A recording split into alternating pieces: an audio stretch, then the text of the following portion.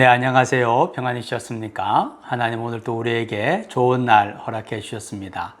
날씨가 많이 무덥죠. 그래서 많이 지치고 힘든데 이 뜨거운 날씨 속에 더 뜨거운 사랑의 마음으로 사람들을 만나고 그들을 섬기고 사랑해 주었으면 좋겠습니다. 그래서 이열치열 더 뜨거운 사랑으로 이 무더위를 이겨낼 수 있기를 축복합니다. 오늘은 출애굽기 1장 16절 17절 말씀입니다. 이르되 너희는 히브리 여인을 위하여 해산을 도울 때에 그 자리를 살펴서 아들이거든 그를 죽이고 딸이거든 살려두라. 그러나 산파들이 하나님을 두려워하여 애굽 왕의 명령을 어기고 남자 아기들을 살린지라. 애굽으로 정착한 야곱 일가가 아주 번성하게 되었습니다. 그리고 한 부족 정도가 아니라 나라라고 일컬을 만큼 큰 민족을 이루게 된 거죠.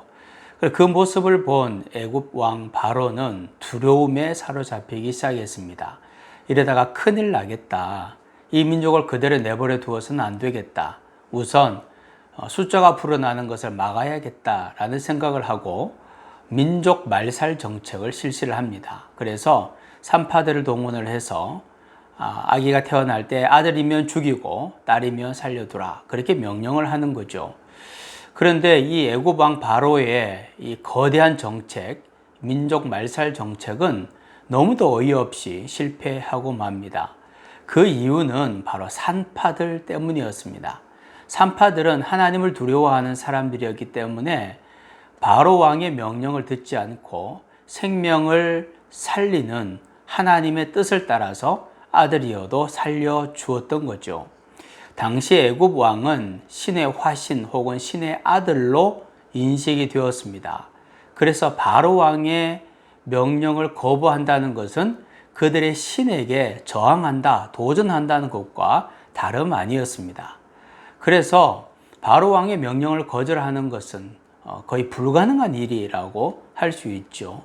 그럼에도 불구하고 어떻게 이 산파들이 바로 왕의 명령을 거부하고 생명을 살릴 수 있었던 것인가? 그 이유는 바로 왕보다 그리고 애굽 사람들이 섬기는 신보다 하나님이 위대하시고 하나님이야말로 살아계신 하나님임을 분명히 알았고 하나님을 두려워했기 때문에 가능한 일이었습니다.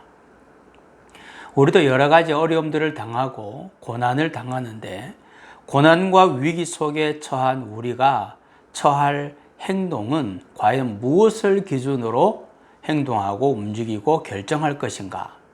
특별히 환경이 열악하고 역경이 찾아오고 힘이 들 때는요, 눈에 보이는 강한 것에 지배되어서 하나님의 뜻과 계획을 잊어버리기가 너무도 쉽습니다. 그래서 우리가 이것을 잊지 않기 위해서는 매일매일의 훈련이 필요합니다. 자꾸 훈련하고 기억해야 합니다.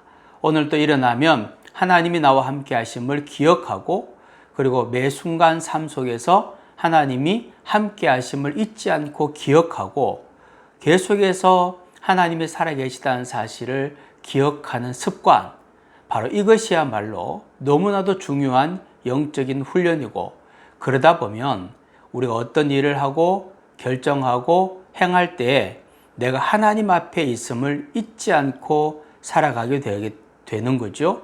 그리고 하나님을 두려워하는 삶을 살 수밖에 없습니다. 여러분, 그런 삶을 살게 되면 이전과는 전혀 다른 삶의 열매를 맺게 됩니다. 산파들이 하나님을 두려워했을 때 오히려 바로 왕이 생각하는 것과 정반대, 오히려 이스라엘 민족이 더욱더 번성해지는 결과가 왔던 것처럼 우리가 하나님 앞에 있음을 잊지 않고 하나님을 두려워하는 삶을 살게 되면 내가 생각하는 것을 넘어서는 귀하고 아름다운 열매가 우리의 삶 가운데 있게 될 것입니다.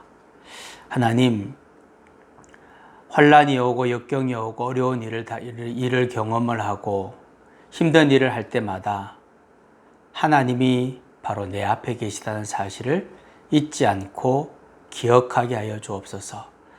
사람을 두려워하지 않고 세상을 두려워하지 않고 하나님을 두려워하며 하나님을 경외하는 자의 삶에는 우리가 생각하는 것을 넘어서는 열매가 있음을 또한 기억해 하여 주옵소서.